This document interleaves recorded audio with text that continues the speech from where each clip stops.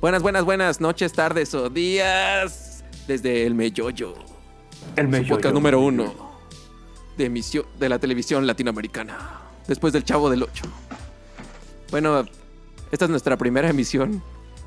El en este episodio podcast. piloto. Sí, donde nos cambian la animación después.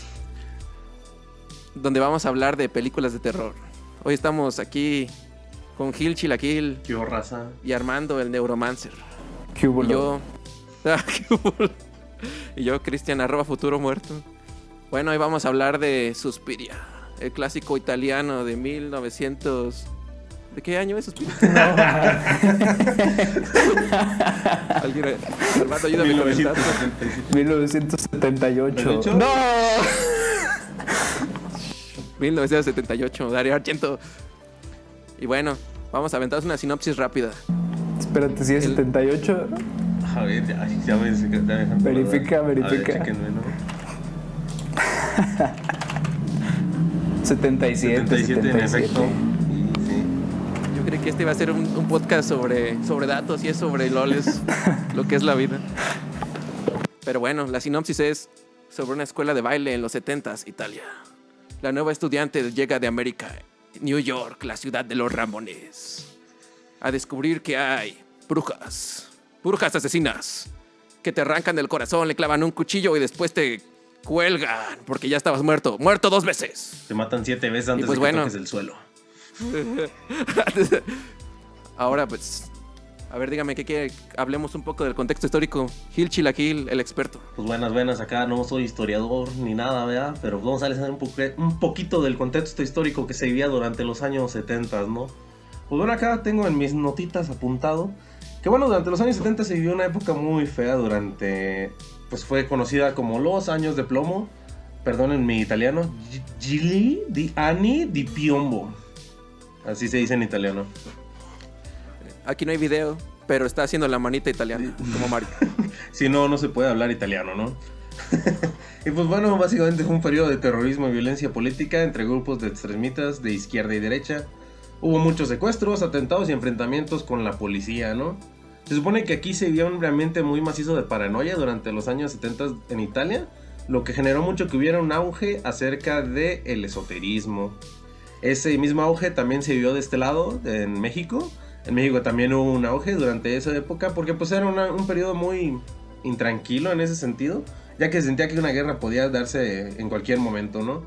Dentro de estos años, pues sería importante mencionar que el cine estaba teniendo en su momento un auge de cine erótico, que pues está chido, ¿no? De vez en cuando. Y pues en cuanto al cine... Hay que expresarse. En cuanto al cine del terror, pues el cine giallo que estaba muy macizo en Italia, ¿no? Ahorita hablaremos un poco más de eso. Y pues bueno, dentro del cine de terror de los 70 hubo una explosión de pelis que llegaron con todo esto, como fue El Exorcista del 73 y Carrie del 76 de Brian De Palma. Así que realmente estamos en esa época donde el terror pasa de ser una pelis de relleno, como se le consideraba en aquel entonces. Bueno, baja arte, ¿no? Como se le decía. Todavía se le considera así. Pero pues aquí es donde ya se empiezan a tener propuestas estéticas mucho más arriesgadas, ¿no? Algo que les gustaría mencionar al respecto, no quiero sonar demasiado serio acá. No, sí, creo que es importante como ese paso que se da de lo más dramático, más... como una obra de teatro, tipo lo que hacían, pues no sé, Drácula, o pues sí, todo este cine clásico de Universal que todavía se veía muy dramático, y hacemos este paso como a Hitchcock, que con Psycho, todo esto como terror más psicológico. Yo siento también que tiene mucho que ver lo que marca pues todas las tendencias del psicoanálisis, el Freud y todo esto, ¿no? Porque sí se ve muy marcado ya decir el problema es la psique. Y bueno, esto sí lo veo muy marcado después de Hitchcock y de Michael Powell con Peeping Tom, alias el fotógrafo del miedo. Porque si no le podían poner Peeping Tom aquí, ¿no? O sea, todos sabemos que es un Peeping Tom. Bueno, eso viene de la película. Peeping Tom es de un fotógrafo voyerista asesino. Por eso a los voyeristas le dicen Peeping Tom. Pero bueno, se dio ese paso en Estados Unidos. Y bueno, Peeping Tom es inglesa, pero Hitchcock es en Estados Unidos, ¿no? Se dio ese paso y después como que hubo ese rebote en Italia y en varias partes. Pero como que se formó más allá que en Estados Unidos, como que allá es otra vertiente. Porque de hecho, bueno, el giallo, ya ves que esto es giallo, Pero he visto como que algunas personas podrían considerar a Hitchcock o al Powell pues en el giallo. Pero yo creo que el giallo tiene que ser italiano. Aparte que como que tiene otra clase de... una estética específica. Como que el cine de terror acá americano estaba diferente. Aunque Hitchcock tomó esa clase de historias más profundas. Como el miedo a la psique y al... pues sí, que en ese tiempo como que apenas estaban definiendo qué era un psicópata y así, ¿no? Por qué mataban y eso. Pues justo creo que ahí hubo, sobre todo, como mencionas, pues socialmente sí tiene que ser ya lo italiano, porque pues quieras que no, todo el arte es político, ¿no? Así que realmente todo el arte depende de dónde venimos y todo este pedo de nuestro contexto histórico y social. Así que pues sí sería muy importante tenerlo en cuenta, porque a lo mejor una peli italiana sí tenía estos, pues ahora sí que es así giallo, porque... así se vivía en Italia, ¿no? Realmente ahora que Hitchcock viene a traer a lo mejor el mismo estilo, pero ahora enfocado como a historias más americanas, ¿no? Que es algo que pues se siente mucho, sobre todo, por ejemplo, esta historia del Bates Motel o incluso hasta cierto punto lo de los pájaros, ¿no? Que se siente mucho más de este lado que más italiano, pues, porque pues es distinto tipo de geografía, incluso la que se maneja, ¿no? Por así decirlo. Sí, igual y la mayoría del giallo como que combina esos casos medio policíacos, detectivescos, porque casi siempre se centran como en resolver el misterio, ¿no? Pero alrededor de una hora así misteriosa. Alguien que lee mentes, que lee el futuro, fantasmas, brujas. Pero, muy europeo, a fin de cuentas. pero en Italia este avance no estaba limitado a películas de horror, sino que pues se extendía en todos los géneros, ¿no? Y simultáneamente se estaba entrando en esta era de una... pues de muertes demasiado estetizadas, de violencia y sensualidad, tanto en este apartado más horrorífico de giallo o gialli, perdona mi francés, pero también en el género que fue mi amor adolescente, el spaghetti western. Y podemos ver muchas similitudes realmente entre las películas westerns y las técnicas directoriales de Dario Argento.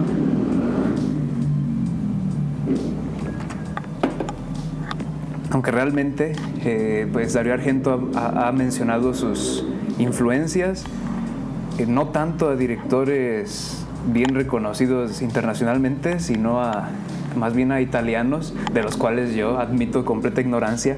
No he visto estas películas que se mencionan de el terror del Dr. Hitchcock y el fantasma de autores italianos. Entonces estaba como un poco más metido en su mundo más local, ¿no? El Dario.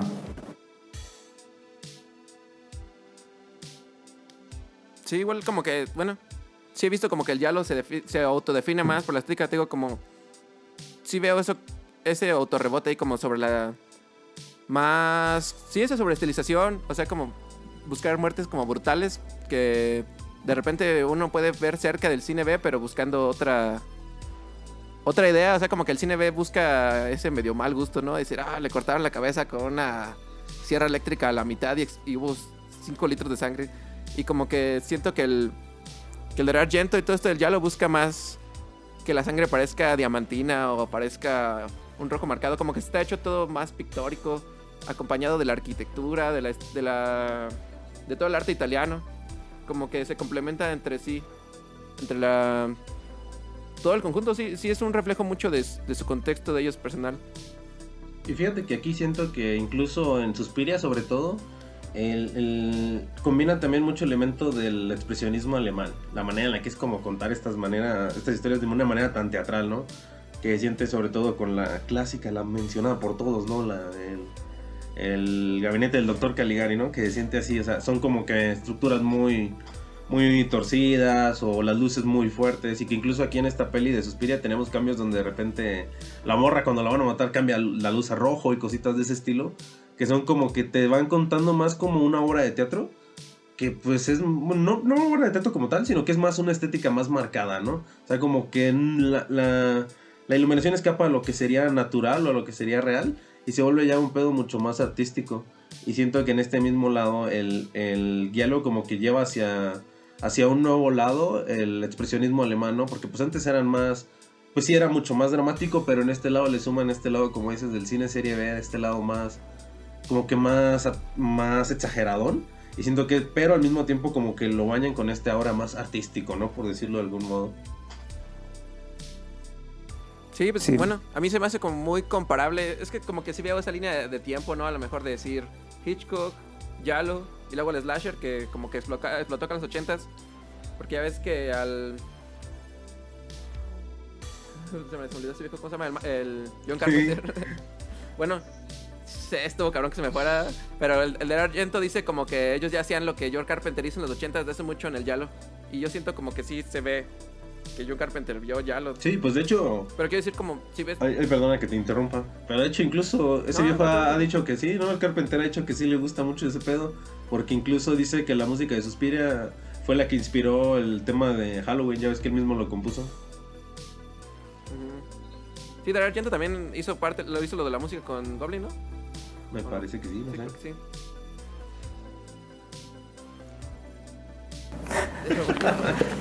Mira, Armando. mira, de hecho, aquí en mis fuentes me dicen sobre varias influencias de esto, ¿no? Se menciona que en los guiones para Suspiria, explícitamente, se menciona como influencia visual los trabajos expresionistas de Oskar Kokoschka y del famoso M.C. Escher, ¿no? Aquí más conocido por sus cuadros así de escaleras con matemáticamente imposibles, ¿no? Sí, en Suspiria se nota mucho, ¿no? Como en cómo está hecho todo el lugar, la escuela esa de danza y las tomas. Y como influencias en cuanto a escritura, admitidas por una de las coescritoras, Daria Nicoldi, pues lista lo que son cuentos de hadas, ¿no?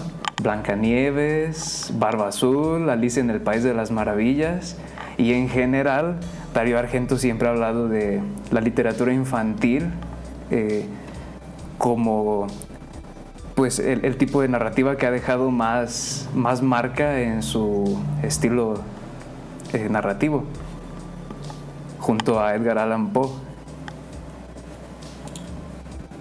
¿Y qué decían de la música? Sí. Pues, primero me gustaría aquí agregar acerca de eso de Edgar Allan Poe, porque yo también estaba ahorita moviendo aquí mis notas. Que de hecho sí, que este tipo de novelas que escribía como Edgar Allan Poe cuando era más como detectivesco, más de suspenso, que llevaba más como que un toque de horror, que eran los considero los gialli, y que también estaban las novelas de Agatha Christie, que daban un sello distintivo de crímenes sensacionales, un misterio no resuelto y tramas que jugaban como que con lo psicológico y lo morboso. Y que pues sí, dentro de estos conceptos luego fueron adaptados al cine por Fellini.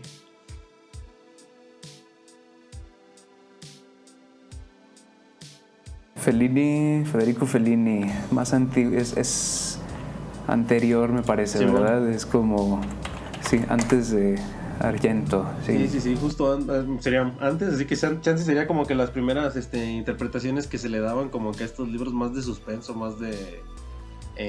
pues sí, como este suspenso con terror, ¿no? Con horror, perdón. Sí, creo que es como, bueno, todavía siento más parecido que a Hitchcock, como el terror mexicano, ¿sí sabes? Como hasta el viento tiene miedo y todo esto, como que se siente un poco más parecido al giallo. Justo fíjate Como que el terror americano. que siento que también debe ser por un contexto muy social histórico, ¿no? Siento que estábamos viendo hasta cierto punto un lado muy similar. Porque sí hay historias muy parecidas, incluso siento que este pedo de... Bueno, de las pelis de terror de Tawada, que si bien no hay una conexión directa que yo conozca, pues también tratan de temas como chicas en escuelas, brujas, y a fin de cuentas como que este misterio de saber de lo desconocido, ¿no? Y como que trataban como que hasta cierto punto de temas muy similares, a pesar de que estuviéramos del otro lado, ¿no? Sí, aparte con cierta inocencia quizás, porque todavía no estaba tan definido como que era una película de terror, ¿no? Como ahorita que podemos clasificar todo, como en ese momento no era esto es folk horror o así, solo pues era una vertiente muy específica la del terror mexicano, que solo hay poquitos, ¿verdad? Pero ahí están. Tawada tiene su firma. No, pero comparándolo, por ejemplo, con el slasher que te digo después, siento que por ejemplo, el giallo, a pesar de que tiene temas parecidos como lo erótico o como gore de cine B, cuando ves el slasher, por ejemplo, su erotismo es más como adolescente. Yo lo veo así más como para vender o algo así, medio moralista. Quizás un poco porque también, si te fijas, los slasher castigan cuando hay erotismo, porque siempre matan después de que empieza el acto. Hay acto de muerte. y te fijas, en el giallo no es tanto eso, sino que va una cosa agarrada de la otra. O sea, como sí lo que dice Armando de que está estilizado, como la muerte estilizada y agarrada del erotismo.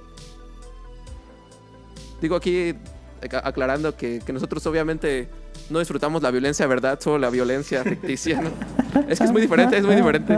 O sea... Es muy distinto, ¿no? Es muy diferente, sí. ¿no? O sea... Sí, un disclaimer necesario. Hay violencia divertida y hay violencia fea, ¿no? Incluso creo que hasta en el cine se puede ver. Sí, hay violencia no bueno, que uno a veces disfruta decir ¡oh! ¡Oh! Pero bueno, esta no es esa clase de películas. Esta película uno dice, wow, qué bonito de repente.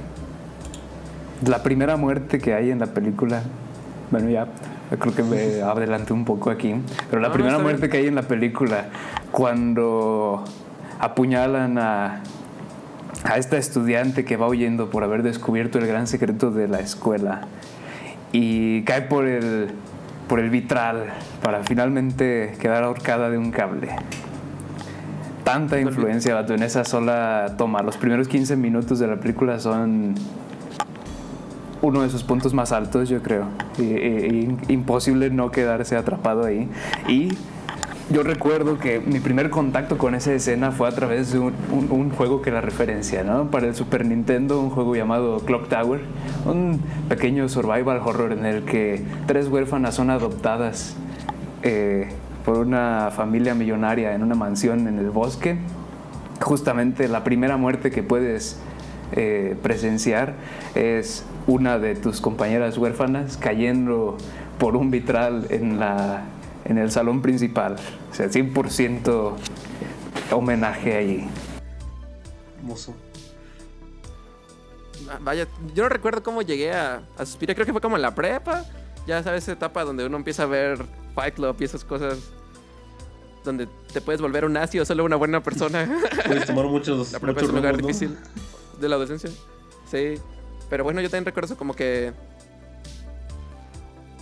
empezar a ver el alto cine.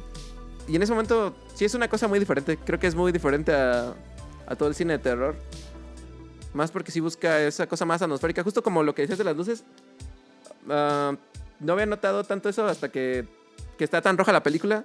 Hasta que, si te fijas, cuando entra como a la parte donde están las brujas, abajo, todo se pone azul. Y se siente ese cambio de atmósfera, como de que algo está diferente. Y solo es un cambio como en la atmósfera de las luces. Y dije, wow, sí es muy... Claro, todas las luces son como muy impresionistas, ¿no? No tienen realidad física. Bueno, obviamente tienen una fuente física, ¿no? Porque eso fue realizado con reflectores reales en algún lugar. Pero no se preocupa porque sean consistentes o lógicas con lo que ocurriría en el mundo real. A lo mejor mi iluminación favorita de toda la película es en la escena del taxi al inicio, porque por la ventana pasan las luces rojas y verdes y dices, y te pones a reflexionarlo y dices, ¿dónde viene esto? La calle está absolutamente oscura, no se ve nada en el fondo, solo estos reflejos rojos y verdes y azules en la cara de Susie Benner. Y pues realmente es una película que a lo mejor lo voy a llamar como una PBB, una película basada en vibes, porque no hay una estructura tan clásica, no hay un conflicto central, existe, pero no toma el primer plano.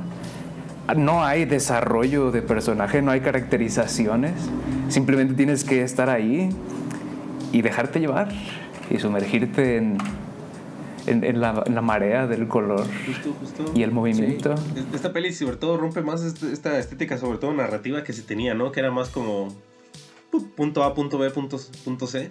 Y esta peli se trata más a generar un horror más sensorial, ¿no? Durante todo el momento tienes estos sonidos que te están incomodando, esta fotografía que se siente rara. Y pues incluso sobre todo eso que dices acerca de la iluminación, ¿no? La iluminación es súper antinatural, ¿no? O sea, es como de repente están en un cuarto encerradas las dos, pero hay una lucesota amarilla ahí, ¿no? Y es como de precioso, ¿no? A mí, por ejemplo, estas escenas donde hablan Susie y Sara, que es como de está pasando esto y que estoy contando los pasos, a mí eso es donde más me gusta porque sientes así la tensión de que dices, güey, o sea, qué pedo, ¿no?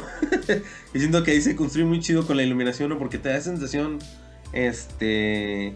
incluso hasta como que esos días infantiles, ¿no? Cómo se veía la luz, ¿no? Te retransmite como esa sensación de cómo se sentía esos días, más de que cómo se veían, cómo se sentían, ¿no? Lo que nos lleva de nuevo a... A ver, dale, decía que dale. a mí toda la película estuve pensando en Lautrec, bueno, por la iluminación y las luces así muy impresionistas. Pero bueno, también sí, eso que dices de la narrativa sí es curioso porque cuando la vi hoy, de nuevo, ¿verdad? Para estar aquí al día, no sé dónde escuchas. Para estar fresco. Y sí es curioso esa narrativa porque como que se siente extraño que descubre a las brujas como hasta los últimos 20 minutos o algo así. O sea, como que normalmente otra película sería eso, la mitad, ¿sabes? Como... Es raro ese ritmo, pero sí se siente bien porque sigue siendo más sobre la atmósfera que sobre la historia. Aunque el soundtrack te lo grita en la cara como en los primeros 10 minutos, ¿no? Cuando llega a la escuela por primera vez, parte de la banda sonora en el fondo es nada más alguien diciendo Witch. Bueno, pues sí, hay momentos donde sabes que hay brujas, pero...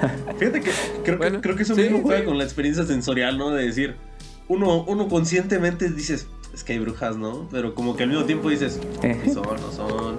O sea, tiene como que avanza la trama y dices, brujas, ¿no? Brujas. Así funcionan, no funcionan así. ¿Cómo saberlo, no? Brujas italianas deben ser distintas a las brujas mexicanas, ¿no? Comen espagueti. ¿Por qué el espagueti? Ah, el espagueti mexicano. ¿Cómo es el espagueti mexicano? ¿De frijoles o qué pedo? Aquí, puras tortillitas. Podría haber un chiste, ¿no? Entra un mexicano y un italiano a una tienda de espagueti. Me pregunto cuál será tu punchline. Aún no está. Espérenlo en el siguiente episodio, chavales. Necesito sentarme a pensar alguna respuesta no fundable, pero divertida, ¿no? El punchline es importante. Pero pues bueno, volviendo a ese punto de la narrativa, pues sí, justo se siente más como un sueño, ¿no? Hasta cierto punto, incluso nuestra chica, Susie, ¿se llama? Susie es la protagonista, ¿no? Se me confunde el nombre. Con todas estas partes donde es como que estaba entre dormida, entre despierta y que la tratan de levantar y como de repente como que sí reacciona, de repente como que no reacciona. E incluso se siente como cuando uno está soñando y es como que no puedo correr o no puedo moverme porque estás viendo el personaje y es como no entiendes al 100 por qué actúa como actúa, pero es parte mismo de que la misma película con todas las sensaciones te está diciendo tiene sentido, tú sigue la historia, tú vívelo, ¿no? O sea, aunque la morra pareciera que escapa de lógica o de sentido común, pues la realidad es que está viviendo una experiencia pues que escapa de la lógica, ¿no? Así que pues tiene sentido que se sienta como un pinche un sueño. Ay, disculpen el lenguaje. Ay, no. Es Hansel y Gretel. Ándale. Dijo la Nos ata de nuevo a que estas influencias pues son más en la literatura infantil, donde todo puede suceder siempre y cuando quieras que suceda o puedas aceptar la lógica interna. Justo, ¿y qué crees que de hecho estaba viendo? Justo viendo esto, que originalmente la historia estaba escrita para que fueran niñas.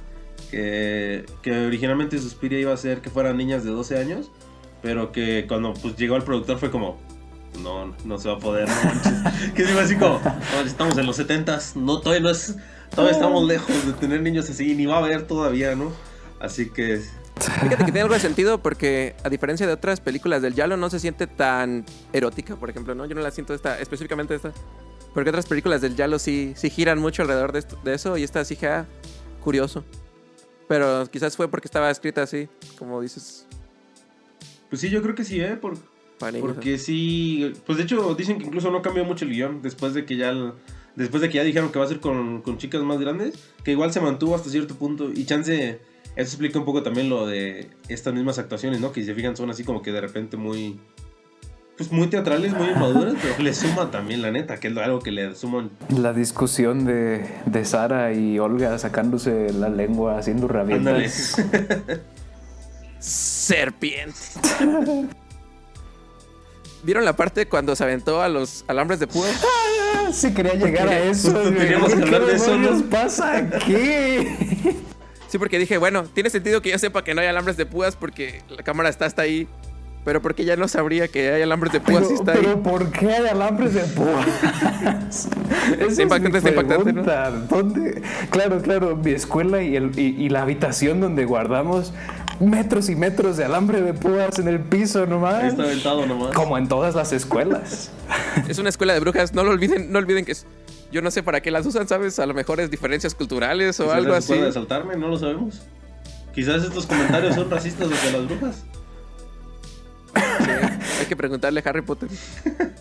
¿Alguien? ¿Tú eres fan de Harry Potter? No sé. Sí, él probablemente... No sé, se volvió policía, ¿no? Ya Harry Potter.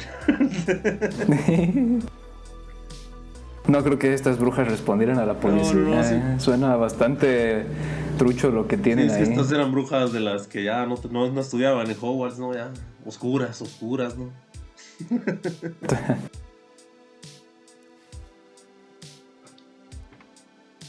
Y sabes, un poco, a lo mejor un paréntesis aquí, porque la verdad no tengo fresco el remake, pero esta es como la tercera vez que veo Suspiria, ¿no? Y no la había vuelto a ver desde que vi el remake. ¿De Guadagnino? Ajá. Y ahora que lo vi, y con los recuerdos que tengo de la versión de Guadagnino, digo, sí, creo que aquella versión está más culera de lo que me pareció en su momento, ¿eh? Fíjate. Pero Siento eso que busca cosas para diferentes. otro episodio, porque no lo recuerdo bien. A ver, ¿qué decía él? Porque fíjate que ahorita que estamos hablando, o sea, por ejemplo, que te decía de que se siente como... Porque en los últimos 20 minutos ya destapan el aquelarre. El Guadagnino sí destapa el aquelarre antes, ¿no? O sea, sí, en parte de la historia se trata de las brujas y todo escala así, pues, a nivel mundial. Uh-huh. Sí, tendría que verlo otra vez. A mí me gustó, pero... No lo sé, quizás... Ya sabes cómo revisitar cosas viejas. A veces te gustan más, a veces A mí me menos. gustó y la verdad, o sea, está chida la nueva, pero sí no creo que esté al nivel de esta, ¿no? Siento que incluso a nivel narrativo, ¿no? O sea, la nueva está muy chida y tiene cosas muy, muy padres en todo sentido. O sea, creo que incluso la escena de baile está increíble, ¿no? O sea... Sí, esa es muy buena. Pero a fin de cuentas siento que como que esta peli va más a generarse una sensación y la otra sí se mantiene más en el ámbito de película, ¿no? Y esta siento que sí va más, como que tira un poquito más lejos en ese ámbito artístico, ¿no? Que no está mal también, ¿no? A lo mejor también tiene un rato que no veo Suspiria del 2017. Pero de que está chida, está muy chida, ¿no? Pero pues sí siento que, por ejemplo, esa peli, ¿sabes cuál me gustó más? Hasta ya incluso al final, que agarra más una estética como la del 77, ¿no? Que se vuelve toda roja y así exagerado, chido. Siento que es cuando se pone mejor. Y siento que es como... Porque es como se pone más similar a esta peli, ¿no? Pero chance sí sea gusto personal, ¿no? Bueno, y regresando a lo del soundtrack, más allá de datos históricos, ya una opinión aquí perceptiva, ¿no? Sí, es interesante. Porque sí no es un soundtrack genérico de película de terror, por ejemplo, no es sonidos ambientales hechos para que griten y así, sino que sí es... Bueno, como que todo ya lo he visto que cada una tiene así su soundtrack muy específico. Sí tienen esa... como una cosa medio bajo presupuesto, medio stoner, así con identidad. Sí, es como rock progresivo de esta época, ¿no? De Emerson, Lake y Palmer, tipo hasta Pink Floyd quizá. Sí, esta no me pasa tanto porque esta sí la siento un poco atmosférica, pero no sé, tipo en Rojo Profundo sí estaba así como de... No me puedo concentrar tanto que van a matar a alguien porque está como un súper... ¿sí sabes? Súper bajo y una batería como... estoy muy perdido para pensar que van a matar a alguien. Pues aquí desde los créditos iniciales la banda sonora como que se acentúa mucho, ¿no? Elevando la tensión. Y luego durante esa secuencia inicial donde Susie recorre la estación y pide un taxi, conforme van cambiando la cámara así en un ángulo de 180, toma de Susie, toma de la salida, toma de Susie, toma de la salida. Y la música se detiene y vuelve a empezar. Y se corta y vuelve a empezar. Entonces la convierte en un elemento más de toda la historia, no solo un fondo cual llenar un vacío ahí. Dale, sí, justo. No. Sí, porque ni siquiera. Dale. Sí, hijo. No, bueno, lo iba a comparar, por ejemplo, con Halloween, que ya estaba ahí John Carpenter. Ya ves que es como casi un tema central con un hook. Y eso no pasa, por ejemplo, en Suspiria. No es una sola canción con un hook, sino que sí es algo que se construye en conjunto. Ándale, justo. Que John Carpenter repite. Justo siento que es mucho más experimental en el ámbito de que la música no está ahí para acompañar la escena, sino que como que muchas veces la música incluso guía la escena, ¿no? No está totalmente siendo como el soundtrack como normalmente nosotros pensaríamos, sino que está como en contraste, ¿no? Están totalmente en choque la imagen y el sonido hasta cierto punto en algunas partes, porque como que la música está ahí molestándote hasta cierta manera, e incluso más que crear como, yo no sé de música ahí, los que le sepan me explican, pero más que tratar de melodías que sean dramáticas, aquí como ton ton ton ton, se va más como a un así como que muy chocado, ¿no? A generar melodías que rompan la música normal, por así decirlo, y que eso mismo, pues tú viéndola te va generando una nueva sensación de incomodidad, ¿no? Porque a fin de cuentas son cosas pues que no son normales o comunes, pues.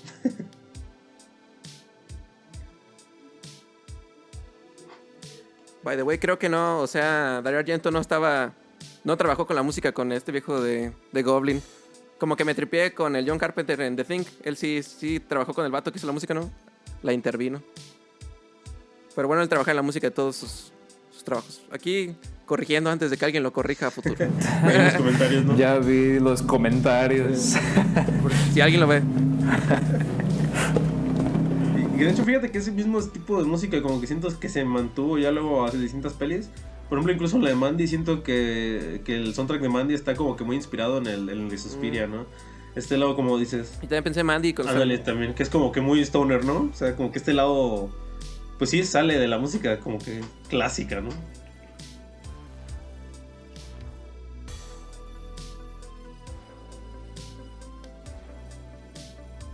Y entonces, ¿qué les parece la película? ¿Qué les gusta o no? Ya aquí... Yéndonos a lo personal. Personalmente. Ajá. ¿Quieres empezar tú? ¿De tus percepciones personales? A ver, acá usted, el Dungeon Master de este podcast. ¿Qué opina usted? Es un trabajo medio irrepetible, ¿no? Porque creo que si alguien trata de hacer algo parecido, se va a ver como una copia. La importancia de Suspiria cae en su momento histórico. Y digo, viendo otros trabajos de Dario Argento, sí, me parece el más pulido, quizás, el más icónico. ¿De qué es el más icónico? Es el más, por algo, esa parte de la cuerda no desaparece del cerebro de nadie. Es que hay como 5 kills ahí. ¿Sabes? Lo hace elegante y al mismo tiempo lo hace nasty por alguna razón. Sí, es un imperdible del terror. Por algo lo escogimos, ¿no? Para estar elegantes, empezar elegantes. Empezar con algo básico, ¿no? Digo, Italianos. ¿qué película será muy cabrona que todos nos gusten? Pues Suspiria, ¿no? Digo, está sencillo. Sí, pues. Incluso un clásico, así que tiene sus 5, ¿no? Sí, sus 5 estrellas. Sí, y eso que incluso no andamos mucho en muchos temas, pero igual sí, pues a mí me encanta, ¿no? Suspiria es de esas pelis acá top en cuanto a, pues, formar una narrativa diferente al cine, ¿no? A mí me encanta la manera en la que iluminaron, de hecho, me encanta esa iluminación y creo que muchas de las películas que me gustan ahorita se inspiraron de la iluminación que tenía Suspiria, y la realidad es que, pues sí, siento que sí hay un antes y un después en el cine después de esta peli, y realmente abrió la puerta a muchas distintas maneras de contar historias dentro del cine de terror, que dio posibilidades a que ya no nada más se tratara del asesino o de cosas así, sino que ya hubiera un miedo sensorial, ¿no? Y por ese lado, pues me encanta, totalmente. No sé, ¿hay algo más que les gustaría? Ahorita no se me ocurre algo más que decir al respecto, momentáneamente. Pues, por mi parte, que soy famosamente conocido por de despotricar contra la mayoría de las películas que veo. Suspiria es una con las que no tengo ninguna objeción. Y así ha sido desde mucho tiempo, porque yo recuerdo que fui quien la llevó aquí a nuestro anfitrión de hoy por primera vez. En ese tiempo lo vimos en una pantallita de quizás 10 pulgadas a lo mucho, y fue una experiencia tan reveladora como ahora. 10 viejos en un sillón, viendo una pantalla así chiquitita. Y la recuerdo en mi mente muy HD. Todas las personas que lo hemos hablado ahí era así, se veía bien vergas. Parecía una pantallita. Y era una de esas que es LED, ¿no? Que la ves de lado y es blanca. Sí, el ángulo afecta bastante. Pero mira, entonces mi percepción de la película realmente es, sí, su atmósfera es lo que la hace especial. Su narrativa súper simple. Podría estar ausente y seguiría siendo una excelente historia. Y todo a causa de la iluminación, en mi opinión, más que nada. Claro, el trabajo de cámara también es bastante bueno, porque fue de las primeras películas en utilizar el Steadicam en el cine italiano. Entonces, pues ahí estaban tratando de ser más novedosos en ese aspecto, pero eso es un aderezo para el plato fuerte, ¿no? Que es la fotografía y el trabajo de iluminación. De hecho, en una entrevista aquí con el cinematógrafo, ¿no? Luciano Tovoli, él digo y cito que trabajar en Suspiria era como encontrar una idea, que tener una idea era como encontrar un clavo, y tenías que golpear este clavo incesantemente hasta ver a dónde podía llegar. Y ese fue el criterio que él tomó para hacer su trabajo. Menciona de sus escenas favoritas de trabajar justo la del taxi, donde las luces rojas y verdes él lo hizo para tratar de replicar su experiencia de llegar a Múnich en la madrugada y no conocer nada, y eso era lo único que él podía recordar de esa noche de su viaje. Y la escena donde esta asistente cocinera de más tiene un espejito y refleja la luz en la cara de Susie. Y también yo podría mencionar, aunque creo que su entrevista no dice algo al respecto, pues de los negros intensos que hay aquí, ¿no? Es una de las cualidades más marcadas de la película, que más se han quedado conmigo. Cuando Susie sale de la estación, lo primero que vemos es prácticamente el 80% de la pantalla completamente negra en la noche, ¿no? La estación iluminada apenas por unas farolas y el fondo oscuro. Y a lo largo de la película podemos ver en espejos, en ventanas, que se crean estos vacíos de color. No hay nada, es completamente negro, y se contrastan con estas luces chirriantes, rojas y verdes y azules. Entonces, gran trabajo de cámara en todo esto. De hecho, justo vi que una de las inspiraciones que tuvieron aquí fue el Technicolor que se vio en Blancanieves, la animada, la de Disney, que le gustó mucho esa idea de los colores y los negros, y que era como la estética que estaban buscando, pues, emular, sí, o sea, generar como esos tonos, esa magia, ¿no? Y que justo aquí algo que también me gustaría agregar, y que no mencionamos, que bueno, todavía no sé si conocían este dato, que bueno, pues el nombre de Suspiria viene de un libro que déjenme les paso el nombre correcto para no decirles mentiras. Pues viene de Suspiria de Profundis, que sería el suspiro de las profundidades, que es del siglo XIX, y que pues es un ensayo de lo fantástico y pues del dolor, ¿no? Específicamente esta historia está inspirada en Levana y las damas del dolor, y bueno, específicamente en la madre de los suspiros, que simboliza el suspiro de la desesperación, del agotamiento y del sufrimiento que surge cuando alguien se enfrenta a una situación que parece insuperable. Representa la fatiga y el peso del dolor físico y emocional. Así que pues sí, como pueden ver, prácticamente esta idea representa muy bien. Se dice, bueno, después de dicen que es toda la trilogía, porque después tenemos a las demás madres. La verdad no he visto las demás películas, tendríamos que verlas para hablar un poco más al respecto. Pero pues bueno, dentro de esto podemos hallar que vienen unas simbologías de entonces, ¿no? Y que ahorita me parece un buen momento para mencionarlo nomás. Hay como dato, ¿no? Donde lo pueda poner el editor, que lo acomode, ¿no? Lo regresamos y... Todo se arregla. Sí, como dijo Gil. Sí, ¿no? Justo, bro. Gracias. Pero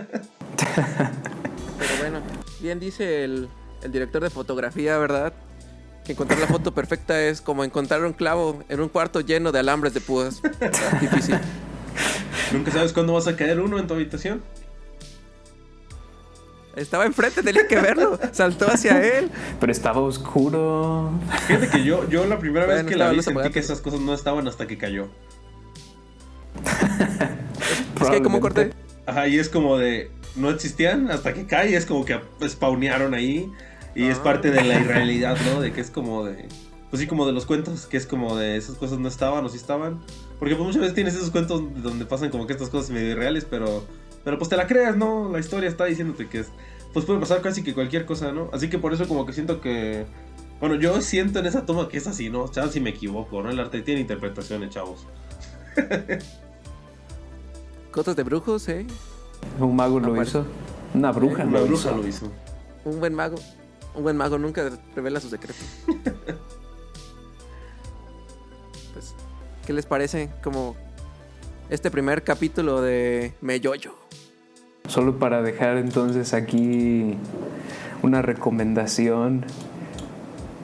La mayoría de los datos históricos, así no opiniones personales que saqué el día de hoy, son obtenidos a partir de un trabajo por la historiadora del cine Alexandra Heller Nicholas en su libro Abogados del Diablo, donde hace un análisis exhaustivo, mucho más de lo que se presta para este pequeño trabajo que hicimos hoy. Para cualquier interesado aquí, pues tiene realmente muchísima información al respecto de la historia en específico de la producción y la interpretación o interpretaciones de Suspiria. Bueno, pues datos yo sí me los saqué de donde me los pude sacar.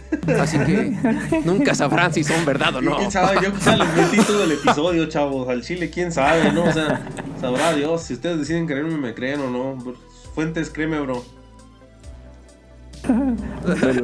Lo vieron un sueño. Pero bueno, esta es la primera vez que hacemos un podcast. Es nuestro primer capítulo. Los hombres cumplen 30 e inmediatamente hacen un podcast. Tenemos que grabar un podcast. Fue inmediatamente lo que sentí con la edad. Dije, hay que empezar ya. Pues bueno, vamos a seguir intentando hacer esto, ¿no? A hacerlo. Bien o mal, ya quién sabe, ¿no? Pero este es nuestro primer intento, a ver qué pasa. Pues mira, sí, como tú dijiste, no, este es el piloto. A final de cuentas hay rediseños, hay unos cambios de guión, se mueven unas cosas cuando sale la serie. Así que pues hay que ver, ¿no? Aquí el piloto. Me van a correr. Tú sabes como que quién no funciona, ¿verdad? Futuro muerto. Ya. Necesitamos a Brad. Necesitamos a alguien de más renombre. Nos- No, tráete a Eugenio Derbez, por favor, padre. Está chido tener a Eugenio Derbez, ¿no? Óigame, no. Sí, estaría bueno un día. Oigan, y a todo esto, ¿qué hizo Miguel Bosé? Ni siquiera mencioné el amante bandido. Bailaba. Tener una familia influyente en Europa. Pues sí, pues, Tenía una Sí. familia. ¿Sobrevivió? Sí. Todos estaban Yes. de excursión. estaban algo fuera, así. ¿no? Ajá, estaban en una obra de teatro o algo. O sea, estaban fuera. Ah, sí, ¿no estaba? Sí, se supone que todos se habían salido. Bien por por eso, por eso acuérdate que ella como que entra ahí. Va encontrando todo el camino con los pasitos. Tú y yo. Yo y tú. Sin misterio. Pues sí había misterio, chavos, al menos en la escuela de las brujas. Un buen cuchillazo mata a una bruja, todos lo saben ahora. Sí, fíjate. Que igual fíjate que me gusta mucho la representación de la bruja en esa parte, ¿no? Está chido. Como, mira, interesante, ¿no? Sí, sí, es muy estético. Eso no lo harían ahorita, ¿no? Ese remarque, el delineado. Ese efecto especial es muy 70, Sí, ¿no? completamente. Algo que podría estar en Star Wars. Totalmente. Me recuerda como algo al mago de Oz, como dicen eso del... ¿Cómo se llama? ¿El Technicolor? Sí, ¿no? Ajá. Ajá. Sí, sí, tiene marcado esos pedos. Los rojos sí son muy rojos primario. Justo. Pero bueno, ¿tiene alguna frase para dejar esto? ¿Algún chistorete? Algo... Pues también...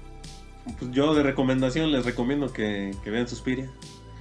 Si no la han visto, ¿no? Si no la han visto, ya las spoileamos mucho, pero véanla si no la han visto. Yo les recomiendo que vean Suspiria 2017. 2017. Muy buena película también.